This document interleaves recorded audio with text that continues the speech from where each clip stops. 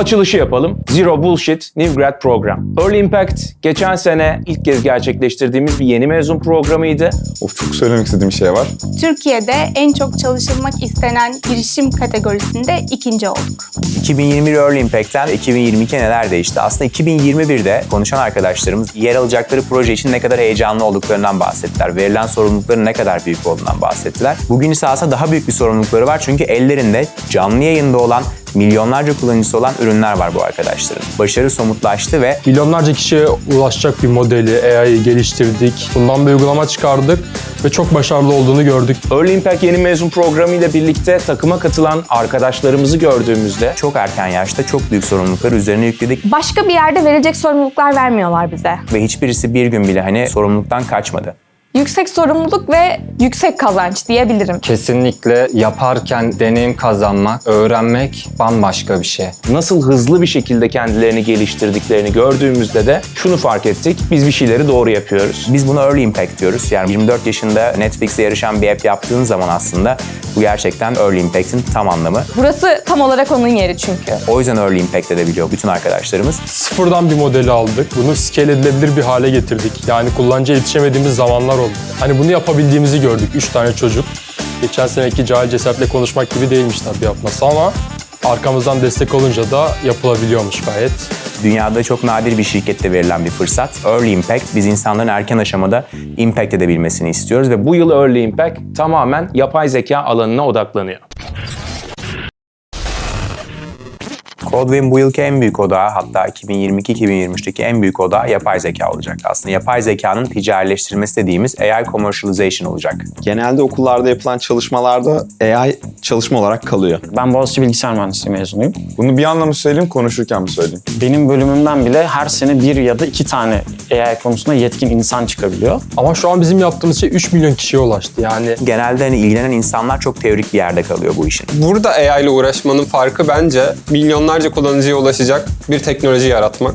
Ve bunu da çok güzel başarıyoruz. Yani ilgi çekici konseptleri yakalamaya çalışıyoruz. Çünkü yapay zekanın kendisi zaten bir sihir gibi bir şey. Bunu da mı yapabiliyormuş dedirtiyor insanlara. Bizim de amacımız aslında bu konseptleri gerçekten teker teker yakalamak. Bundan sonra odaklanacağımız önemli alanlardan bir tanesi ise bizim hayalimizi gerçekleştiren yapay zekalar üretebilmek. Yaptığımız ürünler zor çünkü deep learning üzerine çalışıyoruz, computer vision üzerine çalışıyoruz. Bunları hızlı bir şekilde ürünleştirip aynı zamanda Altyapıdaki makine tipinden modelin kullandığı framework'e kadar elimizin değebileceği bir sürü alan var ve biz bunların en iyisini yapmaya çalışıyoruz aslında. Çalışıyoruz. ben sadece kod yazıp bırakmıyorum mesela. yapay zeka olarak gelip bir product'ın her şeyi de olabilir. Yapay zeka ile sonuna kadar da gidebilir. Codeway'de gerçek bir etki yaratmak. Bir mobil uygulamaya çevirip product management tarafına da bakıyoruz. 360 sahiplenip Her tarafına hakim olmak zorundayız. Her şeyi araştırmak zorundayız. bu teknolojileri geliştiren bir mühendis olmak istiyorsanız bence burası en doğru yer.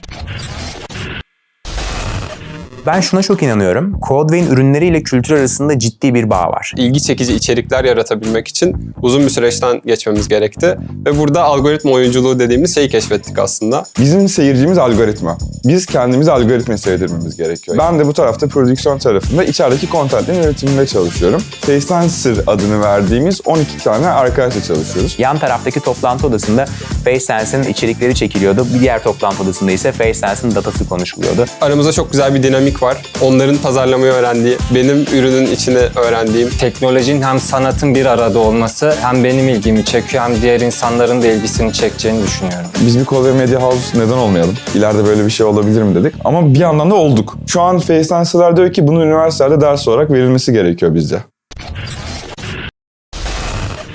Her zaman her yerde söylüyoruz. Cesaret, merak, tutku, yaratıcılık. Bunlar Codeway'in olmazsa olmaz değerlerinden sadece birkaçı. Şimdi bunları ilan etmek ya da duyurmak başka bir şey. Bir de bunları yaymak ve ölçeklendirmek dediğimiz bir şey var. Biz burada insanları Codeway'de çalışmaya davet etmiyoruz. Biz insanları Codeway'li olmaya davet ediyoruz. Bu ikisi arasında bizim için bir fark var. Çünkü Codeway bizim için sadece bir iş değil, Codeway artık bir yaşam tarzı. Burada size bir iş verilmiyor. Burada size hangi işi yapmak istiyorsan o alan sağlanıyor. Bizim için başarının formülü gerçekten çok açık ve çok kolay.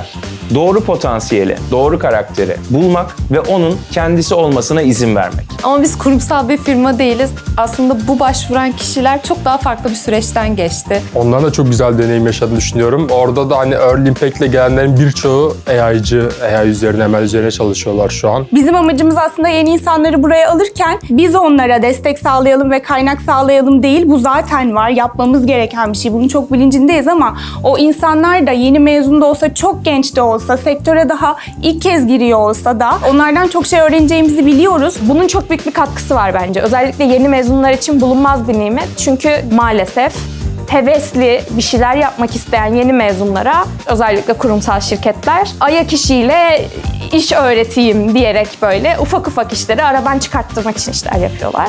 Yani birçok şirkette etki sağlayabilmek için önce 1 sene, 2 sene gözlemlenirsiniz. Hani çok tradisyonel şirketlerde çay kahve bile götürülüp getirildiği oluyor yani bu süreçte. Fotokopi hikayesini hepimiz biliyoruz zaten. En çok şey yapabileceği yaşında insanların gerçekten bütün enerjisini çekiyorlar yani.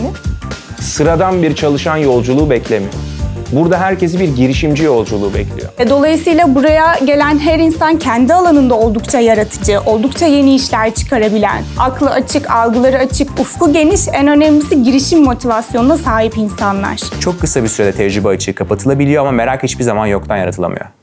Buradaki son bir yıldaki tecrübemde bir girişimde çalışmayı değil, bir girişimin nasıl yapıldığını öğrendim her detayıyla. Bir arkadaş grubumla bir girişim fikrinin peşinde koşuyoruz ve Takımın her oyuncusu işin büyük bir kısmının ucundan tutuyor. Hani Bu bakış açısında insanlarla da aslında biz birçok başarıyı imza attık. FaceSense, PixelUp, CleanUp, Scanner Plus bu tarz insanlarla oluşturuldu. Bu kesinlikle bir takım oyunu.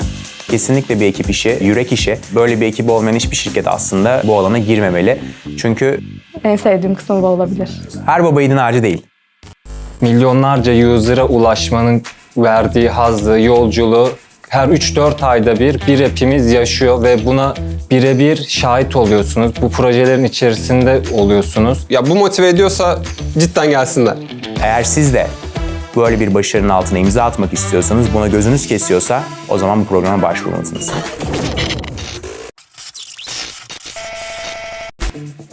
Kendine güvenmeyenler kendine güvenene kadar bekleyebilir.